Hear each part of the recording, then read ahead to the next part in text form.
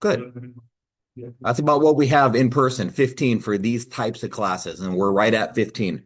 See what we got online on Zoom. 1, 2, 3, 4, 5, 6, 7, 8, 9, 10. Zoom, we usually have 12 to 15, but that's okay. That's a good number. Okay, guys, it is 10:03 and let's get started.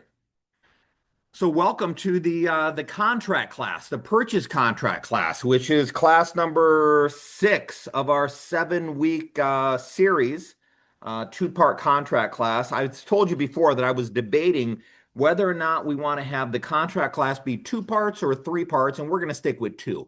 We're going to stick with 2. So today we're going to go through sections, or excuse me, pages 0 through 4. So what is page 0? Page 0 is what agents sometimes mistakenly refer to as the throwaway page. And if they don't say those words, they're certainly thinking it the throwaway page. We're going to go over that as well and talk about how that is a significant portion of the purchase contract. So pages basically 0 through 4, so 5 pages.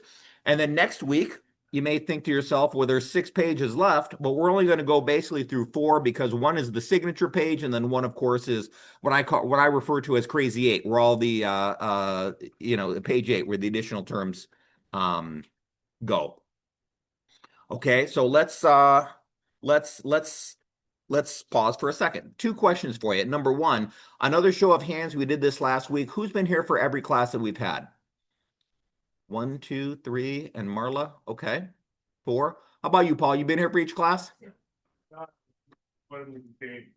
Unavoidably detained. Okay. Paul was teaching the first class, the buyer broker agreement and the agency disclosure. Say that again, Jack. I'm going to use that myself. Yeah. Good line to use. So I do this each week: buyer broker agreement, then listing agreement, seller compensation addendum, additional clause addendum. Last week we did the buyer contingency addendum. And then today and next Thursday, we're going to do the purchase contract. Who here is signed up for One Talks? One Talks. Janie is good, and Marla is. Okay. Well, I got to tell you, I'm a little bit disappointed in the sense that this office, the Glendale office, is of the 8 in Maricopa County, number 2, sometimes number 3 in terms of production. So we have a lot of great production out of this office who do a lot of transactions. However, I think we're probably last out of the 8 in number of agents who are registered to go to One Talks next week. So please register for One Talks. It is in the weekly newsletter. If you don't have the link or the QR code, let me know, and we can definitely get that over to you. It's only $11. $11, and that money goes to Phoenix Children's Hospital. All $11 goes to Phoenix Children's Hospital.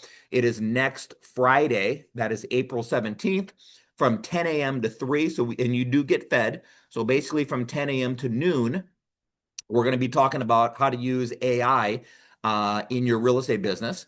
You're going to be fed basically from noon to 1. And then from 1 to 3, because it goes from 10 a.m. to 3 p.m., from 1 to 3, we're going to have an all-star panel that's going to be interviewed. So that'll be a good day, good event. Okay. So let's get going. So we're talking about the residential purchase contract today. And of course, there are many types of purchase contracts. There's a land contract, multi-home, commercial contract. We're talking about the residential contract. So it changes frequently. In fact, the most recent change was in the top right, February of 2026. Please make sure you're always using the most recent documents when working with your buyers and sellers. We want to make sure that they're in a position where they have the most protection and they're using the most recent forms. Again, new forms come out February, August, and November. This came out in February of this year. Let's get started. So on 1A, buyer. So let's say the buyer is Buyer Homes LLC. Buyer Homes LLC is the name of the buyer. Is that what goes on line 1? Of course it is. Yeah, that's the name of the buyer. Yep. Is that who's signing on page 10? Oh, thank you guys for reminding me. See, I just did what I accused you guys of doing. I skipped page 1 or page 0. So let's go back to page 0. I got it on my screen here, but didn't have it on my my papers. Okay, so let's go back to the first page, buyer attachment. So again, this goes over some of the more important items, makes the buyer aware of some of the more important items throughout the contract. So the very first one, and there's 8 of them here, the very first one is pretty simple. Read the entire contract before you sign it. Read the entire contract before they sign it. Buyer can't say they weren't told. We told them, number one, read the entire contract before you sign it. Number two, it mentions the seller disclosure statement, the SPUDs, and what that is, where to find additional information on that on line 4, section 4A. Number three, it talks about the inspection period. The inspection paragraph is what it calls here, section 6A. Talks about the different types of inspections. Number four, make sure you can get homeowners insurance. You confirm your availability to obtain homeowner insurance during your inspection period. That's important. Number five, apply for your home loan now. Don't wait. And we'll talk about that in the finance section, how if you do not lock in your rate, and as a result, rates go up and you don't qualify, you may lose your earnest deposit. Okay, number 6, read the title commitment. 7, read the CC&Rs. Number 8's important also, letting the buyer know upfront that they've got the right to the right to have a walkthrough prior to closing. If there's any issues, bring it up now. Don't wait, because waiting may be too late, it says. After closing may be too late, it says on number 8 there. There you go, Zoom folks. Number 8. Okay. Then at the very bottom there, remember, you are urged, and these are in bold letters, you are urged to consult an attorney, inspector, or any expert of your choice.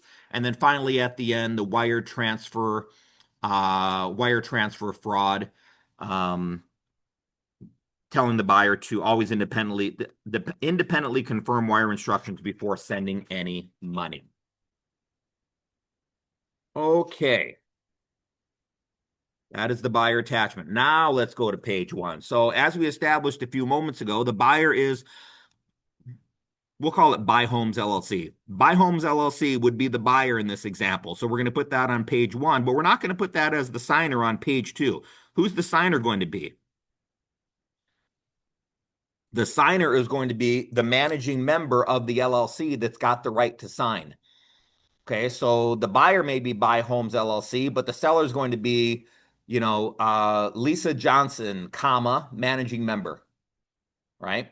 And then I've got a form, several of you have received it already, called Who Can Sign? Who Can Sign? And it lists if it's a power of attorney, who can sign? If it's a trust, who can sign? If it's an LLC, who can sign? And there's probably 6 or 7 different examples on that form. So make sure if you're representing a buyer or seller that holds the home in some type of entity, that you contact me and make sure it's signed correctly, because it's a little different than if it wasn't in an LLC or entity. Okay, line number 2. Let's say the buyer's name is John Smith. So do we just put John Smith, or is it a good idea to check that box on the bottom at the end of page 2? Janie, you do a lot of business. What do? Do you check the box on the end of page line 2 for this seller? Or do you not check it? There's no wrong answer. Line 2, seller's name or as identified in section 9C. You think you check it? Okay, there's no wrong answer. You type it up. Yeah, you got a system in place that kind of does it. I understand. Okay, so I would encourage you to check that box on the bottom, or excuse me, I keep saying on the bottom, on the end of line 2, where it says or identified in section 9. Those who've taken my contract class before heard me tell the outrageous story, but true story, of 20 years ago, probably 2006, when we had a rapidly appreciating real estate market. The home went under contract. It was, for some reason, an extremely long close of escrow of about 90 days. And over those 90 days, the home went up in $50,000, $60,000 in value. The seller wanted out of the contract. Buyer didn't want to get out of the contract, and evidently the buyer succeeded, contacted an attorney, was able to cancel the contract because the true owner was not, whatever I said, Michael Smith. The true owner was John Smith. And it was signed Michael Smith, but the true owner of the home, according to the deed, was Michael John Smith. absolutely ridiculous, but that's how it works sometimes. So AAR, who created these forms, got wise and said, Michael Smith or whoever's signing on the last page. So now that problem won't happen again. So please make sure you check that box. The likelihood of what I just said happening is extremely low, but my gosh, when it does, that's a tough pill to swallow. Okay, so now we are on line number 3. We'll basically call this 3 through 9. Pretty self-explanatory. For those who have attended some of my other contract classes, I always say you need at least 2 of the 3: premises address, assessor number, or legal description. 2 of the 3, usually with residential. We've got all 3. Sometimes with land, maybe we just have 2, but you need 2 of the 3.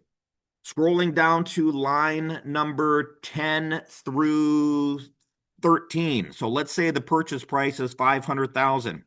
Earnest money on line 11. What is a general rule of thumb? And the answer is it's negotiable, whatever the buyer and seller agree to. But what do we generally see percentage-wise on 1%. earnest deposit? 1%, yeah. 1 to 2% as a general statement for the earnest deposit. That would be on line 11. Let's say 1%. That would put $5,000 on line 11. $500,000 on line 10, $5,000 on line 11 for the earnest deposit. And let's say it's a 20% down conventional loan. So line 12 would be $45,000. And on the line, we generally like to see additional down payment. And then line number 13 would be what is left. And in this case, that would be $450,000 that we'd put on line 13. And then we put on the line what that is. New conventional loan, new conventional financing, something to that effect. Okay. Okay. What if sometimes you get private lenders that say, like cash, it's like cash. It's like cash. So like cash, the seller's going to like that. I'm going to put down cash, and you put cash on here. The deal, for whatever reason, falls apart at the end. Buyer likely will not get their earnest money back because the contract says cash. You better believe quickly the buyer at that point is going to say, well, it actually wasn't cash. It was a loan. It was a loan, because they want the buyer contingency to potentially get their earnest money back. So if you're doing working with a private lender, and the lender says it's like cash, don't put cash down. It's really a loan. Okay. And you want to maintain for your buyer that loan contingency, which protects their earnest deposit if certain things were to happen that does not protect them if it really is a cash deal. Okay. Okay, moving on. We are on line number 17. Line number 17. Earnest money in the form of personal check or wire transfer. Either one of those are fine. Maybe on the other line, you've got cashier's check. I don't know. Line number 18. When is escrow opened? When do you need to open escrow? Right. That's exactly right, Janie. Upon acceptance of offer. It says it tells you the answer on line number 18. Upon acceptance of offer. Do you have to have earnest money to open escrow? No, you don't have to. Boy, the seller would be a fool not to accept an offer without an earnest deposit, right? That's the buyer having skin in the game. If the buyer doesn't have any skin in the game, which they don't have to if the seller lets them, they don't have to have earnest deposit. So earnest deposit money is not a requirement of opening escrow. Okay.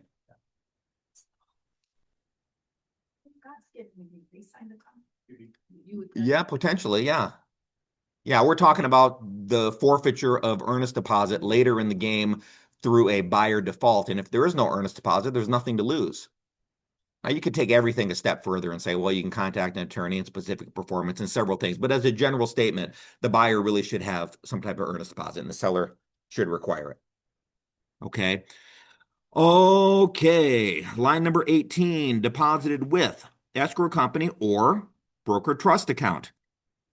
You will never, this is one of the few things that is an absolute. You will never check the box broker trust account, because we don't have a broker trust account, and rarely do those real estate companies have a broker trust account unless they do property management. And we do rentals, but we don't do property management. Therefore, we don't have a broker trust account. We have a general broker account and some other, but we don't have in the context we're talking about here today, we don't have a broker trust account. So we're never going to check that box. Okay, line number 19. If this is a cash deal, well, let me backtrack. Line number 18. We're talking about earnest deposit with escrow company or broker trust account. For those experienced agents here that have experience with a certain type of transaction, I don't see anybody here that does. We've got probably 3 in this office, but I don't think any of the 3 are here right now. What would be an example of the seller hanging on to the earnest deposit? Didn't deposit the buyer's earnest deposit with the title company. They gave it to the seller. The seller is holding the earnest deposit. That's a good guess. What I'm looking for here is a manufactured home in a park. A manufactured home not on owned land, but a manufactured home in a park. Oftentimes, escrow's not opened and they just go through the DMV. That's a different story, but I just thought I'd throw that in while I'm thinking of it.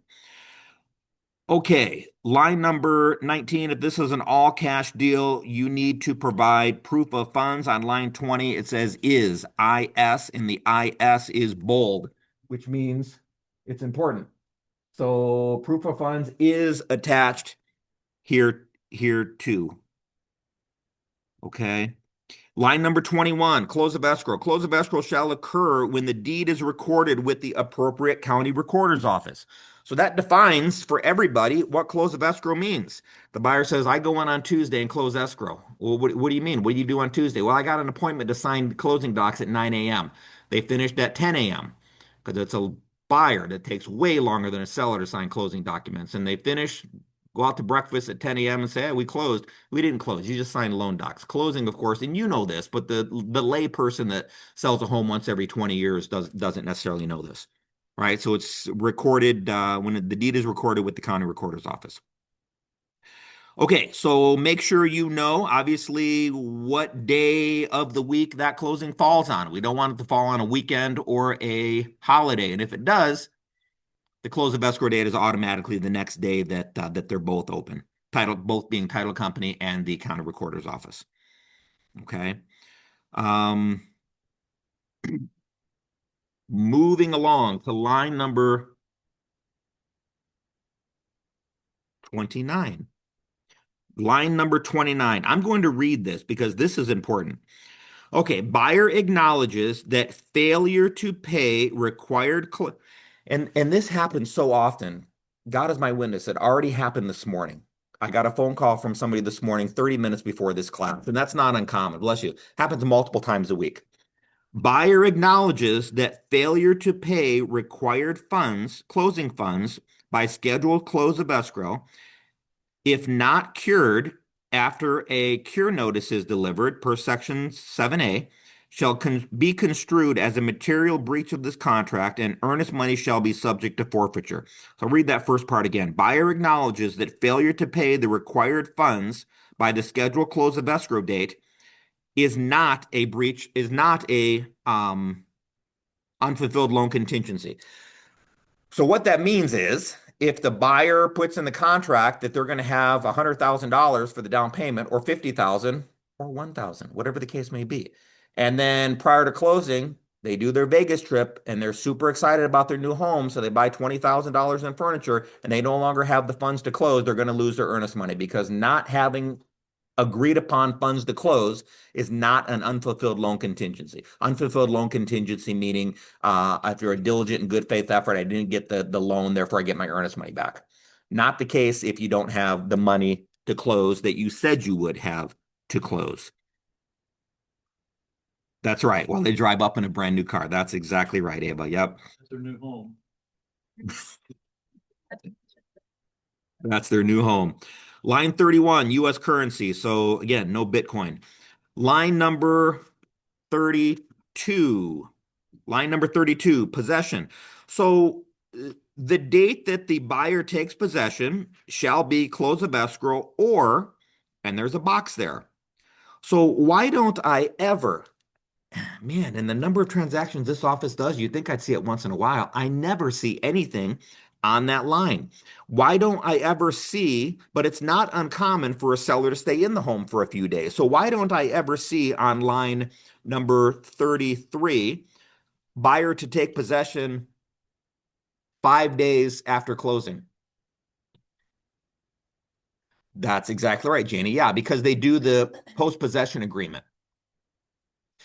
But the contract is created as such where we can put it directly on the contract. Why would we waste time by creating a separate agreement called the post-possession agreement? Which, by the way, I'll let you talk, Jack. What's the joke I said in the past? What's the one thing that we dislike more than a post-possession agreement? A pre-possession agreement, exactly. And the buyer gets in early, something goes wrong with their loan, man, it's tough getting them out of there. Okay, post-possession is not great, but it's better than a pre. I hold that thought, Jack. But the reason why, go ahead, Jack. Were you going to tell us the reason why? I don't want to steal your thunder. If you have close of extra and then it changes, then you gotta have an addendum. Sure. That's why it happens. It's not, that's why you don't notice what happens, so. That Assume that. Their new home being closed.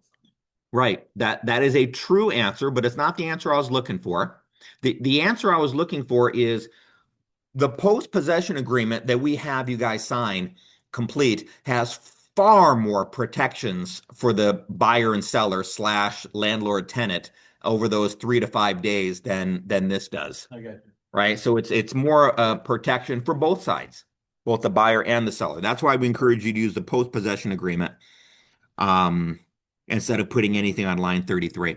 Okay, the bottom of page 1, Addenda Incorporated. We talked about this in a couple different classes. There's 12 addenda down here. We usually find them in the docs tab in MLS. Give me a couple that you pretty much see on every transaction. Like 9 out of 10 transactions, you'll see a couple of them on here. Our compensation. That's exactly right. That's the big one. Definitely the seller compensation, Ava said. And HOA, those are the two. Right? Those are the two we see on pretty much everyone. And then the other one is, well, yeah, solar, but not on everyone, right? Not everybody has solar. Sun City has solar. Okay. Lead-based paint is definitely a big one. Yep. But again, if the home is built 79, 78, 77, if the home is built, what's the first year that, oh, the home is built this year, I just made it, I don't need to do the lead-based paint disclosure? 78. 78. Yep. 1978. So if the home is built in 78, you do not need the lead-based paint disclosure. If it was built in 77, you do. Yep. 79, you're good. Jack, were you around in 77? Man, I've been around forever, brother. I made it 2 years old. Let me tell you, I've been around since me and Jesus was friends. That's right. Still. Hear what Jack said? He's 82 years old. Yeah. And you're a black belt in karate, aren't you? 4th degree, yeah. 4th degree black belt in karate. Yep. Yep. I knew the answer to that question, Jack. That's why I asked it. Have you been around since 77? Okay, so now we're on the top of page 2 of the purchase contract, fixtures and personal property. So for purposes of this contract, fixtures shall mean property attached slash affixed to the premises. Fixtures and convey and means to operate. So we don't need to go over all of those, but you should be familiar with what they are and make sure you educate your sellers that these items they're contractually obligated to include these items in the sale. So what if you've got you represent the seller and there is a ceiling fan that was given to them by their great grandma as a wedding gift? Does that have to stay with the house? Yes, it does, unless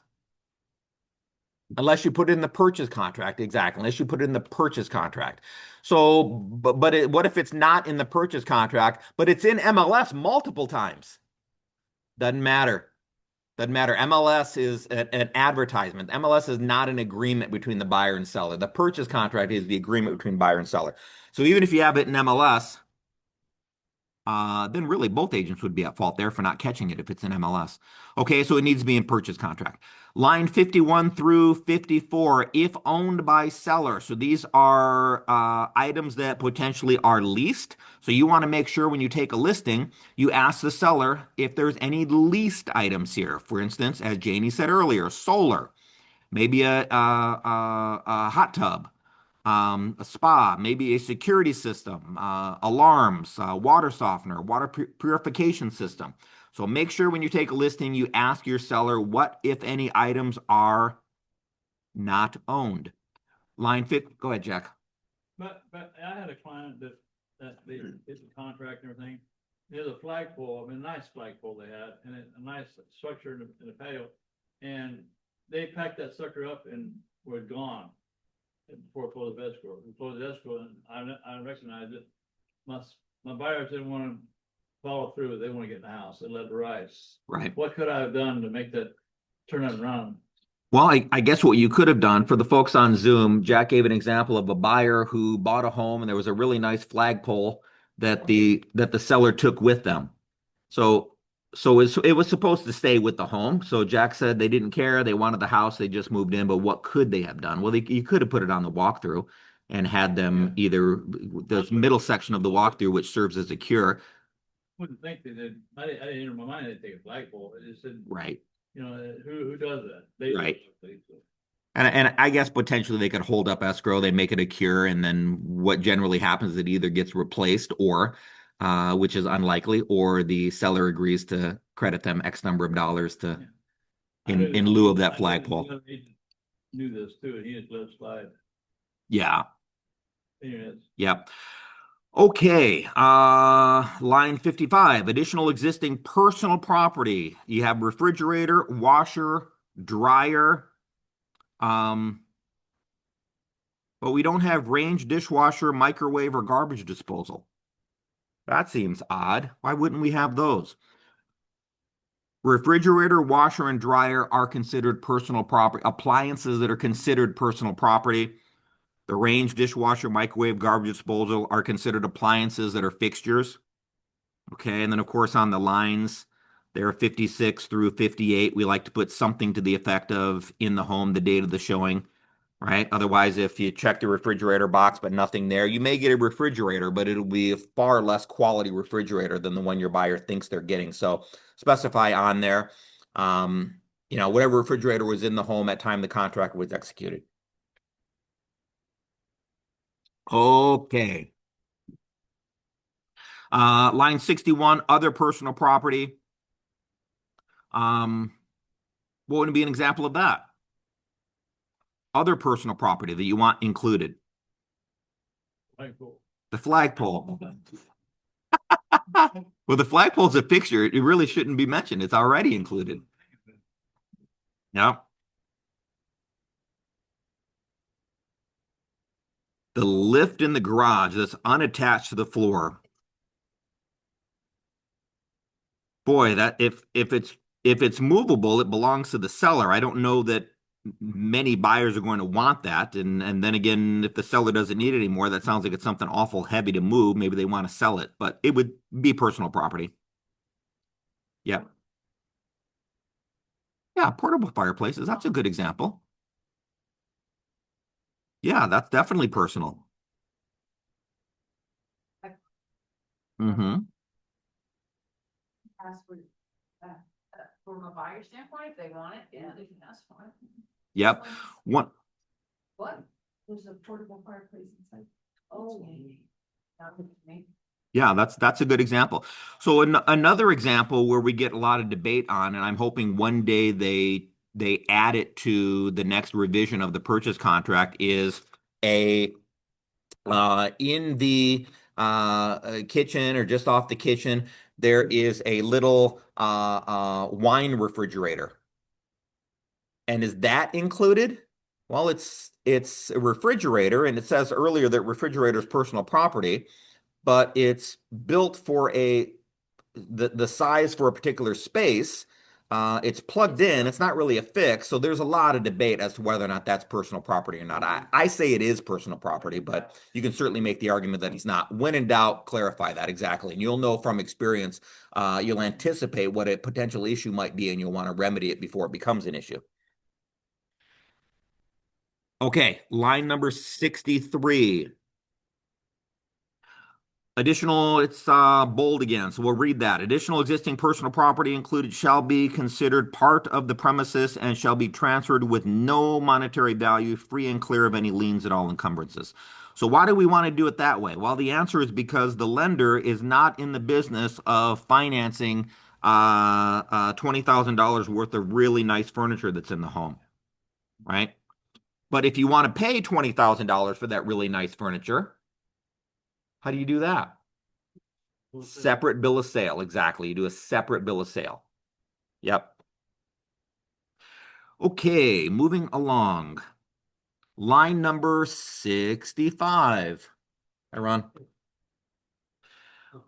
Leased items not included in the sale. Seller shall provide notice of all leased items not included within 3 days. So that kind of the tail end of what we discussed earlier, where you want to ask your seller if there's any leased items on there or in there. We need to let the buyer know within 3 days of going under contract, and ideally you're letting them know before they go under contract. Line number 68.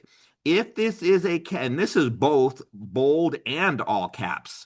Ooh, that's extra important. If this is an all cash sale, Section 2 does not apply. Go to Section 3. Okay. Section 2 does not apply if it's a cash deal. Go to Section 3, avoid Section 2. So what I'll see more often than I like to see is in Section 2, we haven't gotten to line 100 yet, but line 100 in Section 2 talks about the seller concession. And I'll see an all-cash deal with $50,000 on line 100 for a seller concession. Well, the contract says number 2, Section 2 doesn't apply if it's a cash deal, but yet they put a number in there. So does it apply or does it not apply? And that gets to be a sticky situation too. So if you got a cash deal and you want a $50,000 seller contingency to the buyer, I would encourage you not putting it on line 100 because the contract says line 100 doesn't apply. Put it where? Crazy 8, page 8, exactly. Put it on page 8. Yep. And then it comes down to a call by the title company, because a lot of title companies are okay with it. Some of them aren't, because in this example, it's a cash deal, $50,000 seller contingency to buyer. Because the buyer doesn't have a loan, they have no loan costs, so they don't have any costs to absorb that $50,000 seller concession. So they're basically getting a check for $50,000. And if the title company is okay with doing it, it is legal. Some of them are, some of them aren't. So if you got a situation where you have a buyer either on the listing side or the buyer side, a big seller concession to the buyer on an all cash deal, before you execute that contract, it's a good idea to check with the title company, ask your favorite escrow officer if they're willing to do that, because you want to know upfront. Yeah, there's still title fees, yeah, but in my example of 50,000, and we've seen a hell of a lot higher than 50,000, there's not enough money to absorb all of that. All right. Then you start talking about, well, then do we pay 5 years of property taxes up front? Do we pay 3 years of HOA dues up front and have a big credit? So best to avoid that if possible.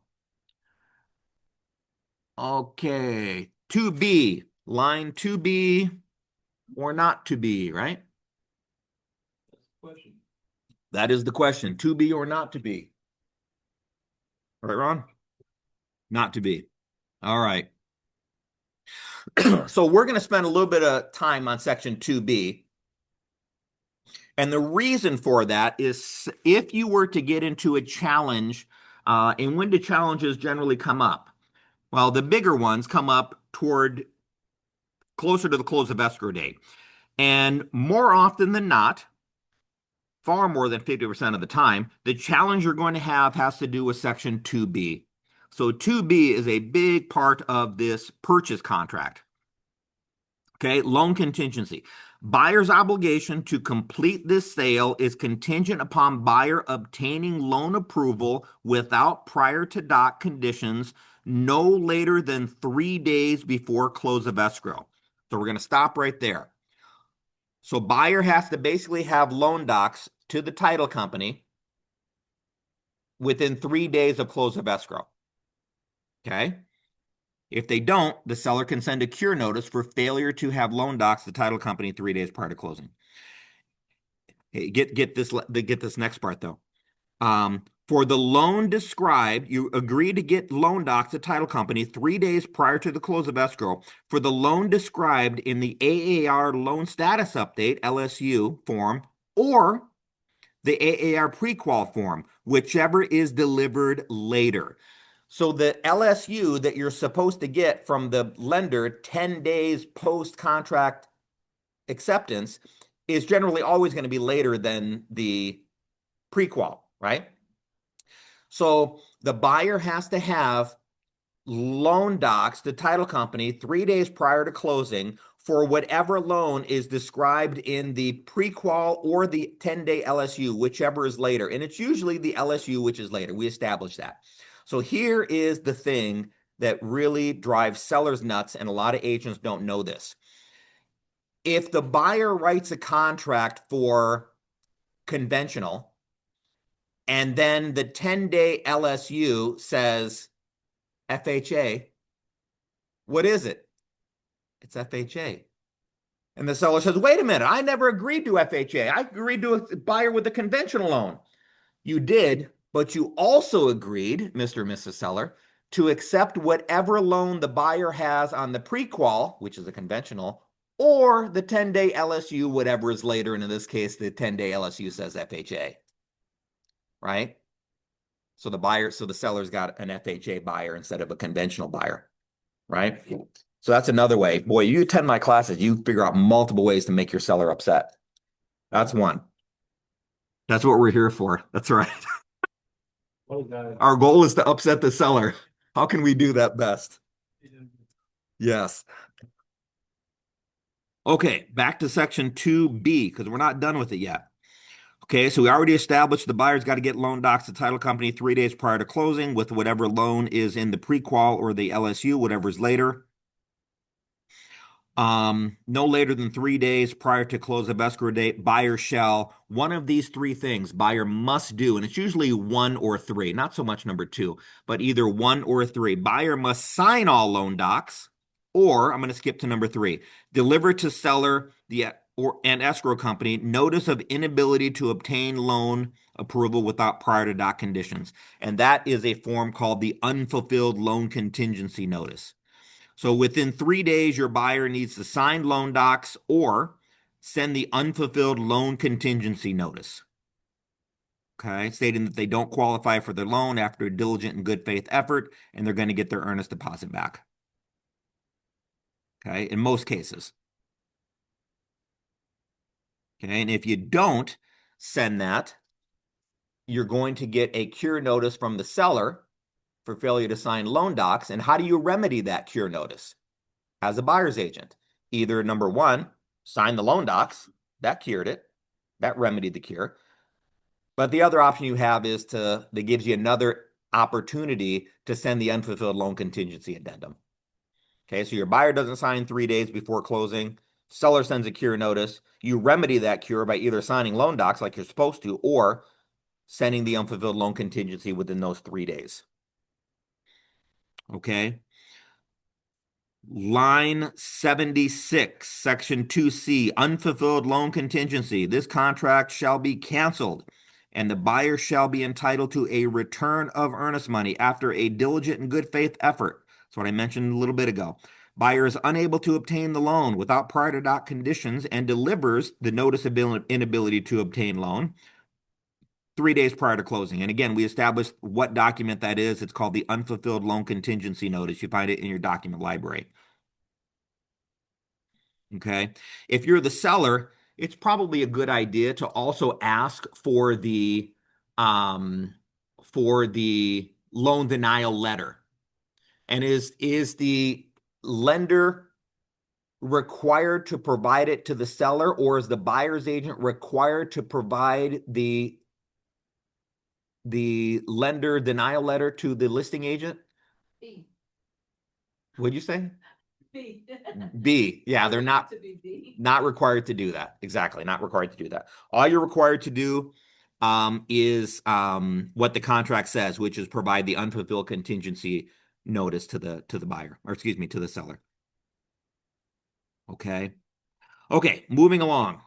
Line number 83, interest rate and necessary funds. So that essentially says failure to lock interest rate, failure to have down payment at close of escrow is not an unfulfilled loan contingency. So if the buyer gambles away their deposit money and as a result they no longer qualify, they lose their earnest deposit. If the buyer's neighbor's uncle who lives in Calgary, Alberta, Canada is a financial whiz, especially on all things related to loans in the United States, and tells them, hey, I think if you wait 10 more days, rates are going to go down. And as a result, they don't lock their rate. Rates actually go up.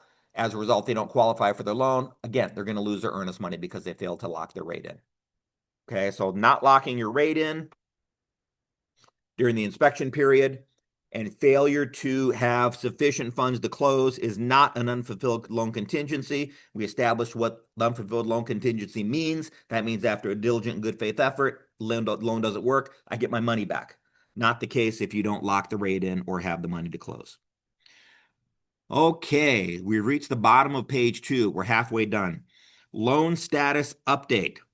So we already said that per the contract, the buyer needs to provide the seller with an LSU at day 10, but with lines 1 through 40 filled out. Sometimes I don't see line 40 filled out. Line 40 is the line that the buyer signs. So the LSU is required at day 10, but this section also says that the seller has the right to request and receive an LSU at any time they want. They could do it twice a week if they want, Monday and Thursdays for the whole escrow period. And per the contract, the seller's got the right to get an LSU anytime they ask for it. Upon request. You got it, Jack.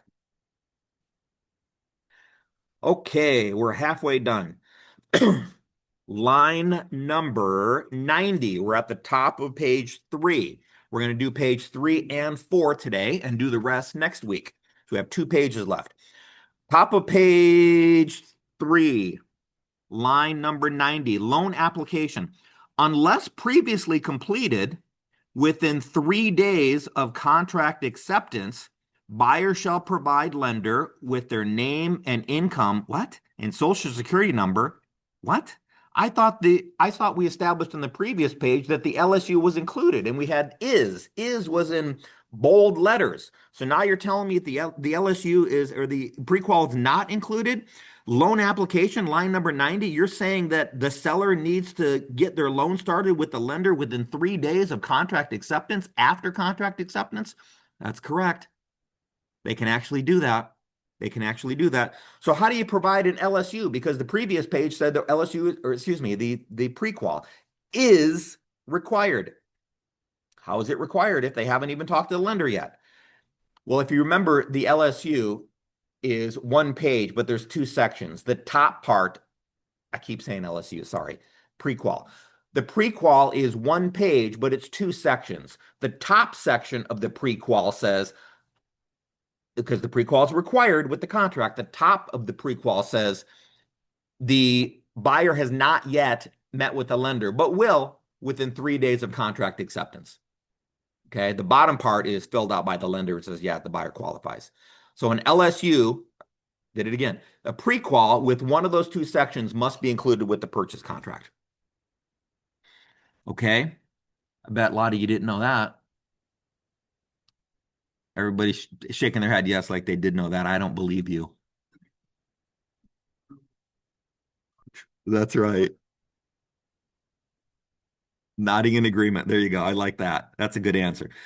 Okay, line number 93, loan processing during escrow. That just basically says buyer agrees to promptly provide lender with the docs needed to ensure the closing on the agreed upon closing date. Line number 97, type of financing, conventional, FHA, VA, USDA. We don't see that often. That's sometimes in rural areas, not Maricopa County.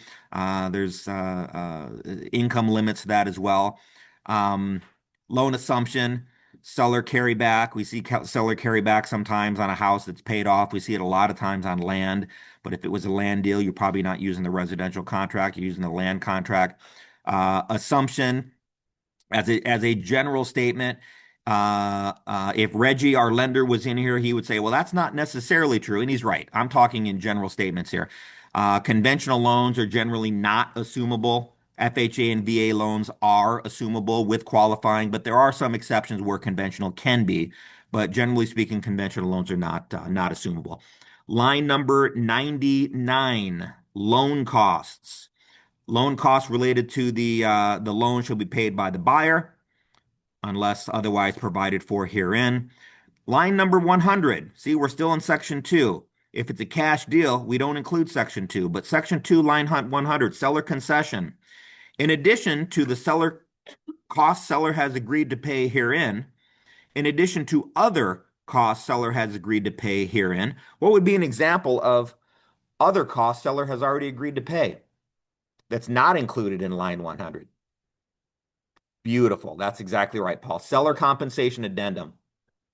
Compensation that the seller agrees to pay to the buyer broker. So that would be an example of that. So in addition to other costs seller has already agreed to pay to within, that's bottom of page 1, seller compensation, as Ava said earlier. Seller will credit buyer either a percentage or a dollar amount. In the old days, and then it goes on to say buyer fees, costs, broker compensation, or expenditures to the extent allowed by the lender. So if it's allowed by the lender, it's allowed. So in the old days, as I mentioned several times, they changed these contracts quite a bit. As recently as 5 years ago, buyer could only use seller concessions for a set number of certain items. But now they could pretty much use them for anything as long as the lender approves it. Okay, so that was a change we made several years ago.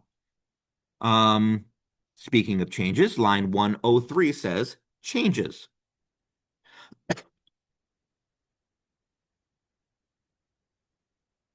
Line 103 changes.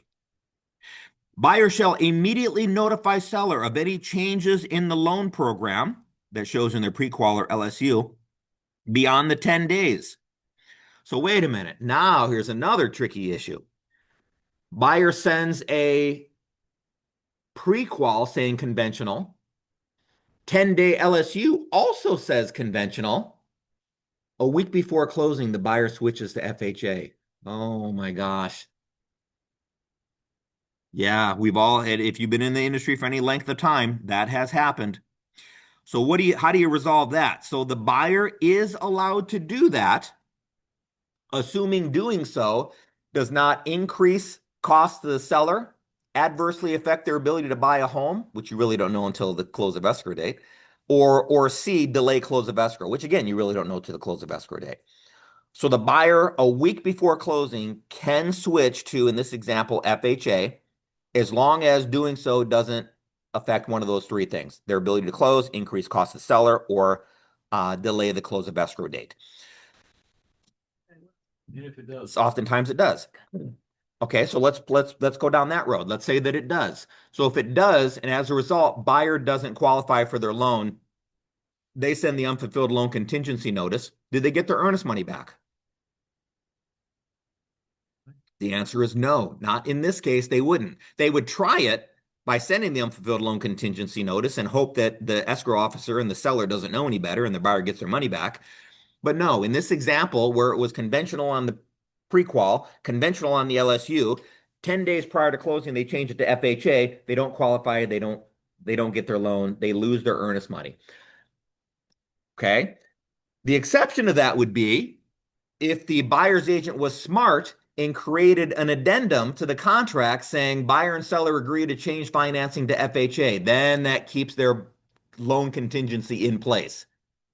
but oftentimes that doesn't happen, right? The buyer just doesn't tell anybody, although they're contractually obligated to tell. They don't tell anybody and hope the deal closes. And as long as the deal closes, generally, the old saying, no harm, no foul. But if it doesn't close, then sparks fly a little bit as to what happens with that earnest deposit. Any questions on that?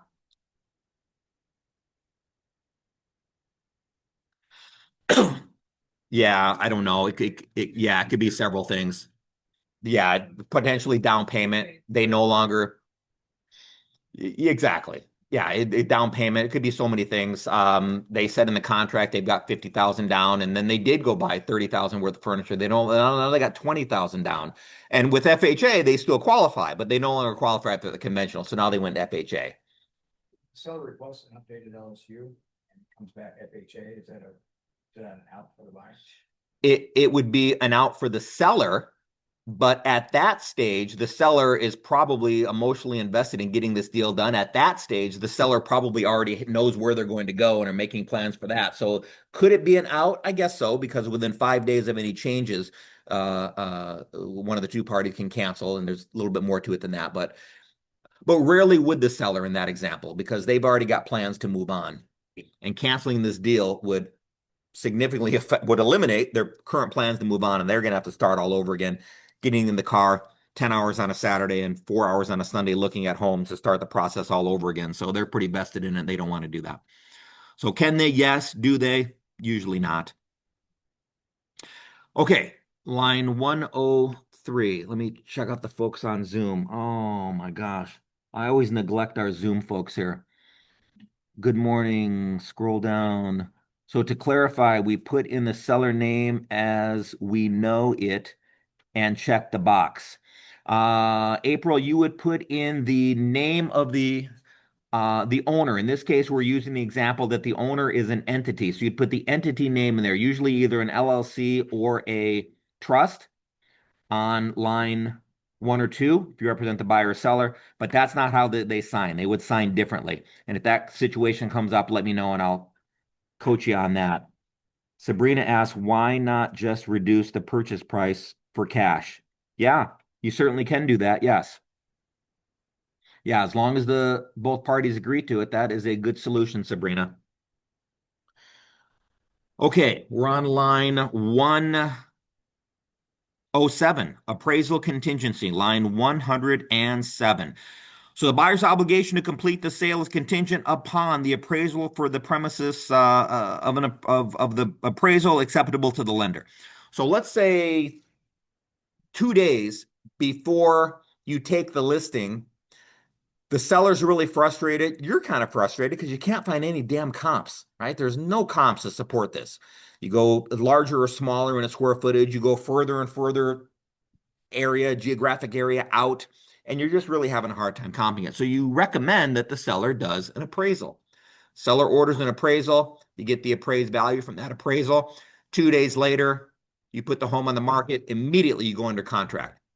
It's a finance deal. Maybe it's a cash deal, like we learned on the additional clause addendum class, where it's a cash deal that is using an appraisal. Does the lender have to use that appraisal? No. No, the lender's not required to. Can they? Yes. They could.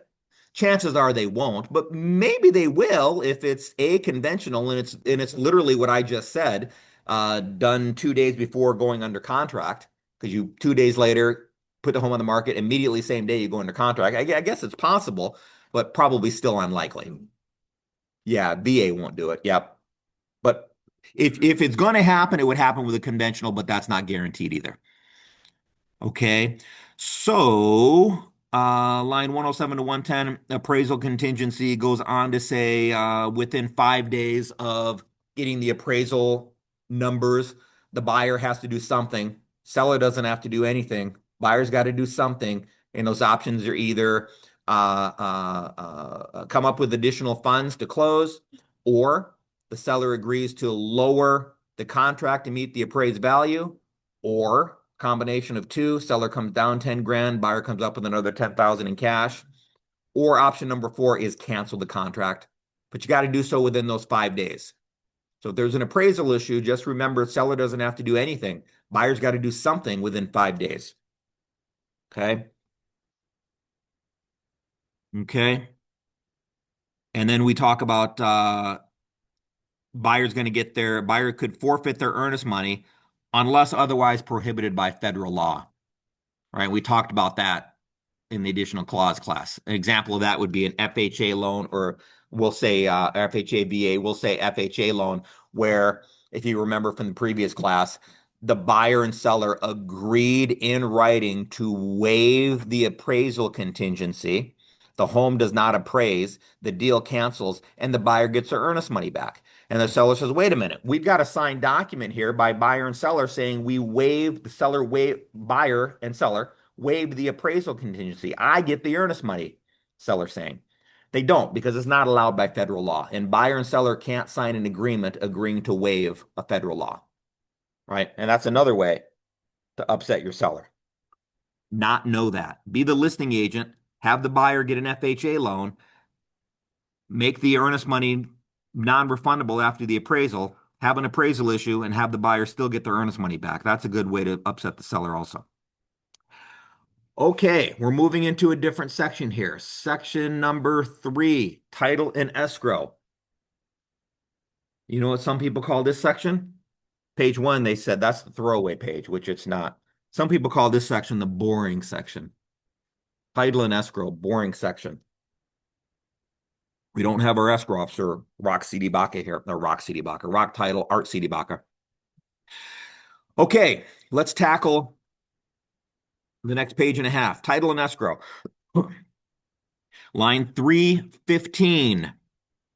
This contract shall be used as escrow instructions. That sentence is super powerful. Super powerful. Doesn't look important, but it is super powerful. The escrow company. I did not say title company. I said escrow company. More about that in a minute. Escrow company employed by the party shall be, and ideally we have Rock title on there, Art CD Baca. Line 120, title investing. Buyer will take title as determined before close of escrow. So what would be an example of taking title? What's one of the examples? Right, there's 4 main ways to take title for a buyer. What would be one way for a buyer to take title? If they're married, say again. Joint tenants is one. Yeah, that's not the one I thought you'd say, but that's a good one.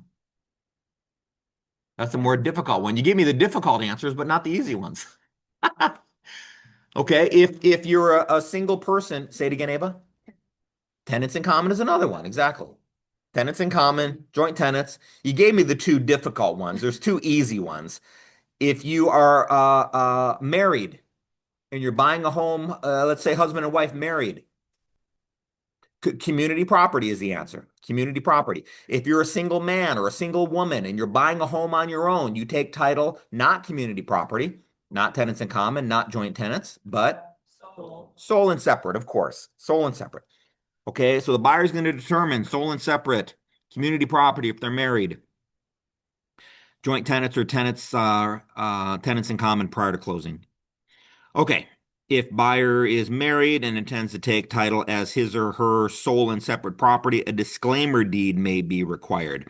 So it goes a little deeper than this. Well, generally, what's the difference between a disclaimer? If we say, I'm going to sign a quitclaim deed. Well, not yet.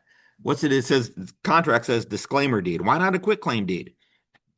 Because you're not quitting anything. You don't yet own it. Quitclaim, generally speaking, is after you've taken title. The disclaimer deed is before you've taken title. So let's say a husband and wife are in escrow for a home that the wife maybe inherited $1 million and they're buying a home in their own sole and separate name. The husband would sign a disclaimer deed, releasing interest in a home that hasn't closed yet owned by his spouse. But if they're already closed, then that would be the other thing? Yeah, it'd be the quitclaim. Yeah, releasing interest. I quit. I'm done. I'm releasing interest post-closing versus pre-closing was the disclaimer deed. Okay, line 123. We're going to wrap up page 3, and then we have 1 page left. Boy, there's a lot in 123 to 132. And if you ever want to put yourself to sleep at night, you do yourself a favor and read 123 to 132. Because that will do it. That will do it. So I'm going to break it down and make it a little bit more fun than the wording shows. Title will be this title will be conveyed with a general warranty deed. Does not say special warranty deed. Ideally, it is general warranty deed. Without going into the details of what the difference is, general is better than special. There's nothing special about a special warranty deed, so you'll never forget that now. Buyer gets a copy of the CCNR's deed restrictions.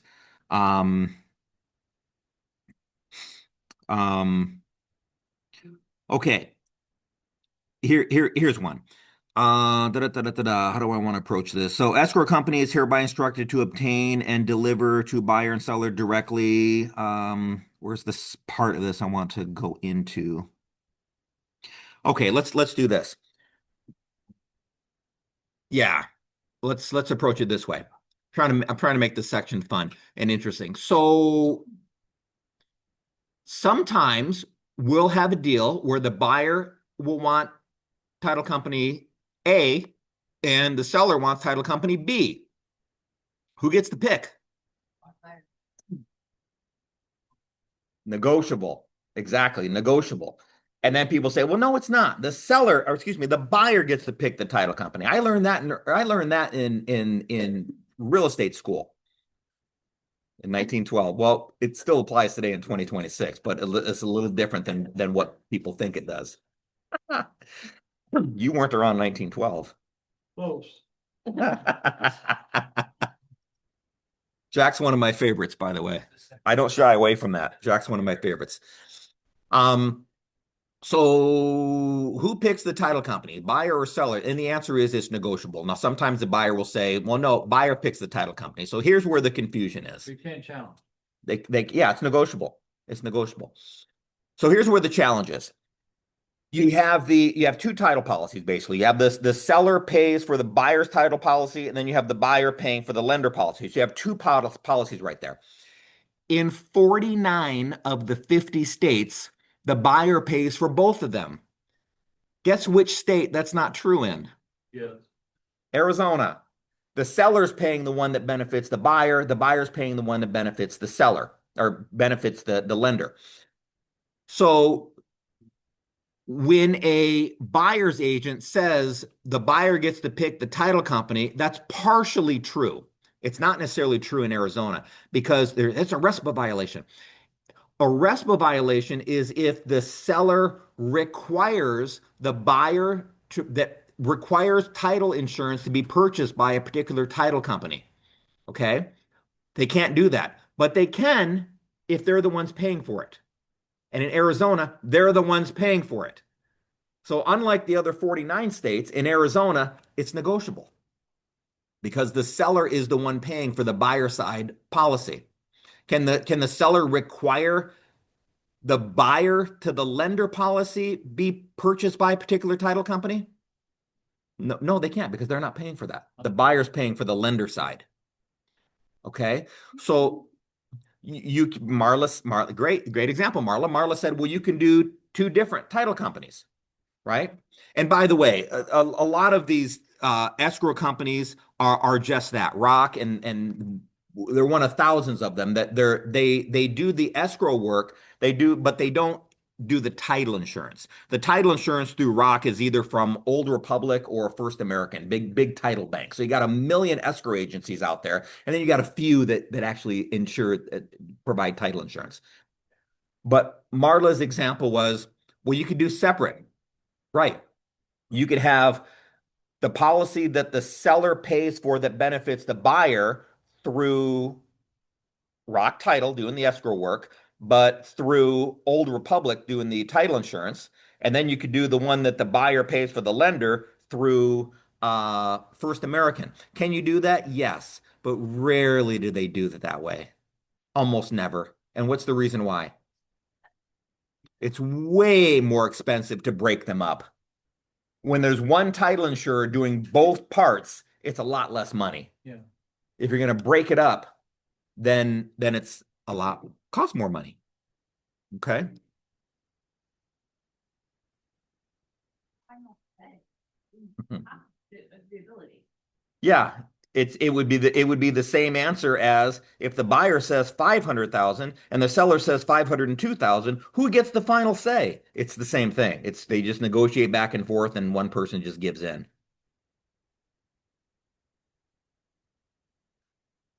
And I said, I want this one, and buyer says, I want that one. And buyer says, well, unless you are going to pay for our policy, we're taking this, period. Hmm. So I just said, oh. Not the buyer. Right. Yep. Okay, so let's move on. Our last page, and then we are done until next week. Okay, additional instructions. Man, as if the last page wasn't enough. We got more. So that's right. This is reading for tomorrow night for your afternoon nap. Okay, line 133 to 142. I'm going to read some of this because this is written a little bit better, in my opinion, than the previous paragraph. So, additional instructions. There are several of them here. It looks like 6. Number 1, escrow companies shall promptly furnish notice of pending sale to the homeowners association. Okay, that makes sense. Number 2, if escrow company is also acting as the title agency, but not as the title insurer, we just established that happens most of the time. They're going to send a closing protection letter protecting funds if there's a breach or on the title company's part. Okay, that makes sense, or the escrow company's part, I should say. Number 3, all documents necessary to close this transaction shall be executed promptly by buyer and seller. That makes sense too. Number 4, escrow company fees, unless otherwise stated herein, shall be allocated equally by seller and buyer. Seller and buyer.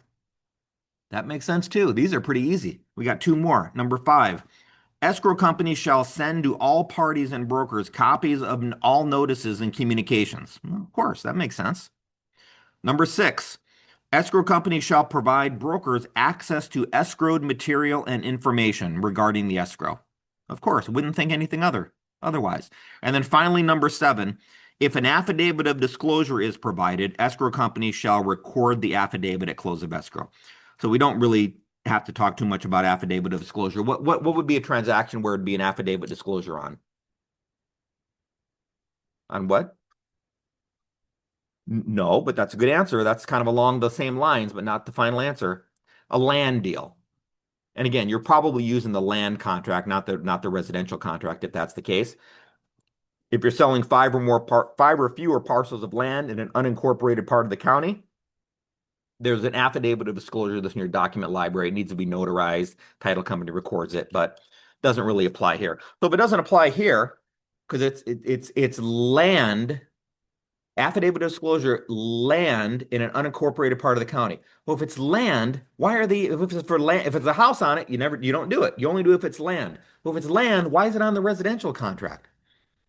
Any idea why? Why is it on the land contract? Well, it is on the land contract, but why is it on the residential contract if it only applies if you're selling land? And the answer is because sometimes we have a cash deal where there's 2 or 3 or 4 or sometimes 5 different parcels. And since it's a cash deal, you can actually put all 5 or 4 or 3 on the same purchase contract on page 1. Right? So we're buying this land, we're buying this house in Arrowhead Lakes, and the seller of that home also owns land in Apache Junction, and we're putting it on the same contract. You almost never see that, but you can do it. And that would be an example of why the affidavit of disclosure that applies to land only would be on a residential contract. Okay.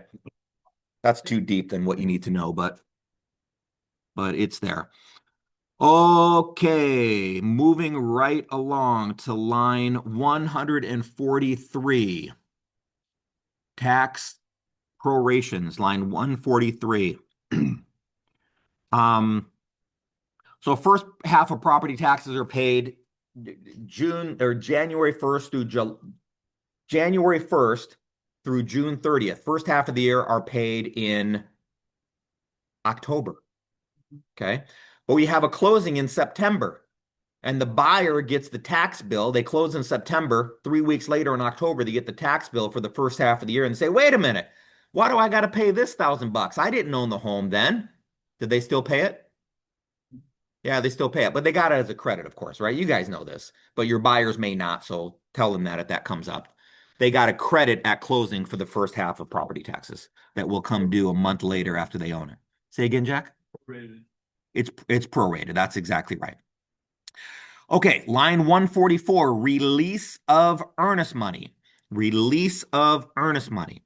In the event of a dispute between buyer and seller regarding the earnest money, and that does happen, deposited with the escrow company, buyer and seller authorize escrow company to release the earnest money pursuant to the terms of this contract in its sole and absolute discretion. That gives the title company a lot of power, right? So pursuant to the terms and conditions of this contract. Well, that's what every dispute is. That's what every lawsuit is two attorneys arguing the opposite side of the exact same thing, right? So if you get a buyer and seller and you get 5 different escrow companies, there's 7 potentially major different opinions on the exact same set of facts. So we give the buyer, the escrow company, in its sole and absolute discretion, power to release the earnest money the way they deem fit. Okay, so they have that power, but oftentimes they don't want to use it. Right? They push it back to the buyer and seller. Figure it out and let us know what you want to do when you got it figured out. They don't want to make that decision. Push comes to shove. They're sitting on that earnest money for 2 or 3 or 4 months. Eventually, they're going to make a decision, but up front, they really don't want to exercise that power. They want the buyer and seller to make a decision on what happens with the earnest money. Okay, any questions on that? Nope. Okay, moving right along. Line 149, prorations of assessments and fees. Prorations of assessments and fees. So all fees, all assessments, and when I say assessments, what's the big thing that just comes up in your mind? What is an assessment? Assessment, there could be 10 things that are assessment, but what's the main one? Certainly the most money-wise, financially. Go ahead. No, not well. HOA could be, sure. Yep. It goes on to say liens need to be paid at close of escrow. Then the next session is going to give us an example of liens that don't need to be paid at close of escrow. But what I'm referring to when I say assessments is generally property taxes. Okay, generally property taxes. So all assessments, we'll call it property taxes, and fees that are not a lien at close of escrow. That are not a lien. So if it is a lien, it needs to be paid. If it's not a lien, it could be prorated. Right? And then it gives you examples, homeowners insurance. So whoever said HOA is correct. Rents, irrigation fees, several others. Line 151 shall be prorated at close of escrow. Again, if it was a lien, it's going to be paid at close of escrow. And then line 152 seems to contradict that. Line 152 says just the opposite. Here's an example of liens that do not have to, that can be prorated. Liens that do not have to be satisfied at close of escrow. Right? So what would be an example of that? It gives you an example, CFD. And if anybody lives in Vastancia, I do, or Buckeye, yep, CFD, Community Facilities District. So that is a lien. It's an assessment that you are buying into as part of living in that community. So that would be an example of an assessment that is a lien that does not have to be paid at close of escrow. It's prorated and the buyer picks up whatever the balance is. Okay. Okay, the last half of the last page. We should be done in the next 10 minutes. Okay, disclosures.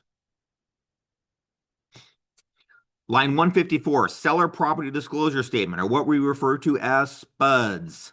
Seller shall deliver a completed AAR residential SPUDs within 3 days of contract acceptance. So do we generally do that? Yeah, you should. But how do we usually deliver as a listing agent the SPUDs to the buyer's agent? Docs tab and MLS. But is Docs tab and MLS considered delivery?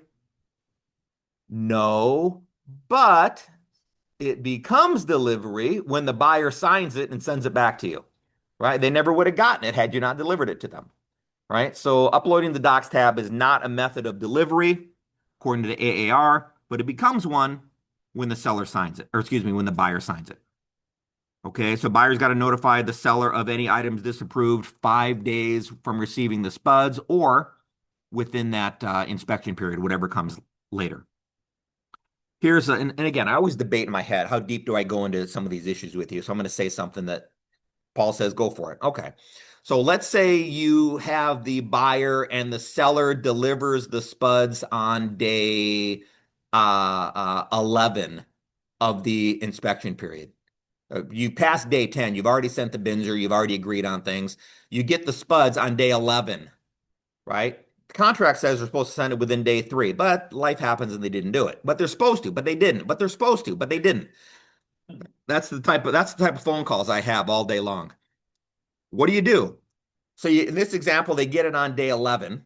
The buyer has 5 days to disapprove of any items. So basically, the buyer would have 5 days to cancel the contract for any disapproved items on the spuds, but they no longer have the right to ask for repairs from an issue on the spuds because their inspection period is over.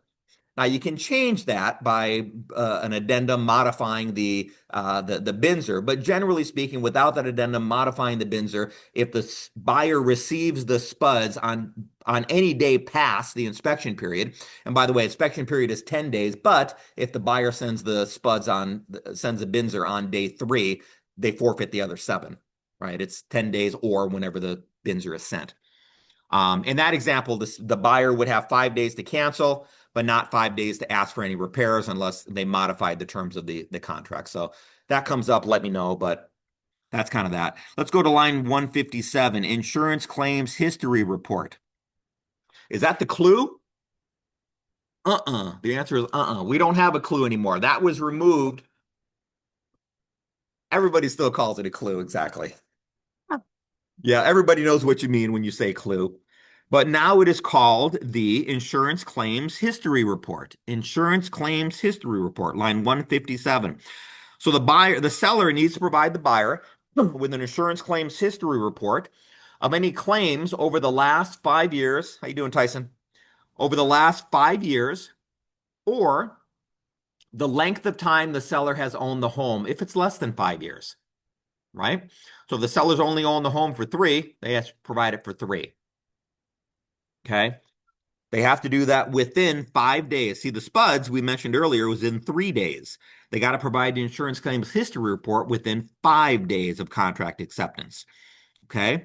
So, and I like this because it goes on to explain, well, what happens if the seller doesn't have the insurance claims history report? So let's read this. This is kind of fun.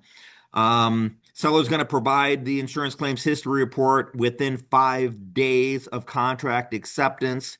They're going to get it from the seller's insurance company. But I can't get it from my seller insurance company. Or an insurance supporting organization. Can't get it from there either, JP. Well, then you're in luck because the contract says, or a consumer reporting agency. No consumer reporting agency wants to give it to me. Well, you got another option. The contract says, or if unavailable from those sources, from the seller. So the seller would create a Word doc simply saying, to the best of my knowledge, there was no insurance claims in the last 5 years, right? So the seller is always required to give something to the buyer about insurance claims history, whether they can get it from a licensed insurance person or not. Okay. Line 162, foreign sellers. 462. Yep. Holly Schilling says joint or community property. Joint tenants, community property. Yep. Okay. Line 162, foreign sellers. So as I said before, this is not a FERPTA class. There are 3-hour classes on what we're going to spend the next 20 seconds on. So if the seller is a foreign person, they do not have a tax identification number. And by tax identification number, that could usually a social security number, could be employer identification number or EIN for their tax identification number. When you go under contract, the escrow officer is going to ask for the seller's tax identification number. If they don't have one or the seller says, I'm not providing it, the seller, the title company is required by law to report it or treat it as a FIRPTA. Okay, so let your sellers know that they're going to have to provide their tax ID number to kind of prove who they are. If not, title company is going to be required by law to treat it as FIRPTA. 15% of the sales price will be withheld, sent to the IRS, and there's steps you need to do to get all or a portion of that money back. So, okay, last section, and then we're done for today, is lead-based paint disclosure. Lead-based paint disclosure. So we established earlier in this section 4 disclosure section that the spuds need to be delivered within 3 days, insurance claims history within 5 days. The lead-based paint disclosure is also within 5 days. So we're going to provide the lead-based paint disclosure within 5 days. We already established it was built before 78, it's required. If it's built in 78, it's not required. If it's built before 78, it is required. You're going to check one of these 2 boxes. Way more often than I like to see, I see both of these boxes checked, 173 and 175. It can't possibly be both, one or the other. Line 173, lead-based paint information, in other words, the lead-based paint disclosure was provided to the buyer prior to contract acceptance. Usually that lead-based paint is uploaded to the docs tab in MLS. Or line 175, seller shall provide the buyer with the lead-based paint disclosure within 5 days of contract acceptance. Again, can't be one of the 2. Okay, now I'm going to share with you another thing that a lot of people don't know.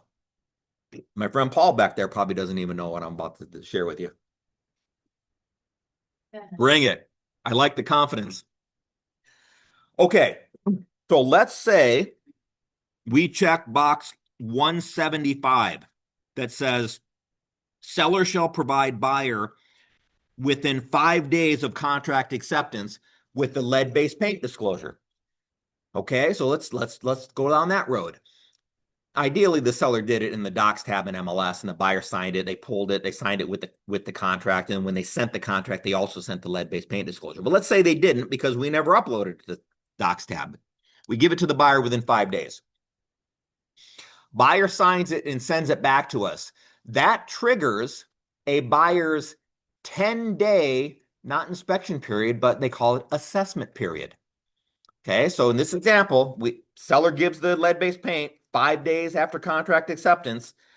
Buyer's got a 10-day assessment period to do any lead-based paint assessments they need, inspections they need. And then it goes a step further. And it says the buyer has got, boy, this is an example of you want, and ideally the spirit, of course, of these deals you put together is to close escrow, buyer's happy, seller's happy, agents are happy. It's a for-profit business. We don't do this for free. Everybody's happy. But if the buyer wants out, here's an example of how they can get out if the home is built prior to 78. We give it to them on day 5. They got a 10-day assessment period, and it actually says the buyer can cancel the contract up to 5 days after their assessment period ends and get their earnest money back. Isn't that crazy? Yeah. Lot of what? Lot of grace. That's exactly what it is. A lot of grace. So if you've got a buyer who wants out, that would be an example of how they can get out. That's 20 days. 20 days. Right? Now, if you're a listing agent and you don't want that to happen, do your seller a favor and upload the lead-based paint disclosure to the docs tab in MLS. That alleviates a lot of that potential from happening. Oh, all right. I believe you. Not Ron, but Paul's a pretty smart guy. I actually believe that he did know that because he's taken the time to read the contract.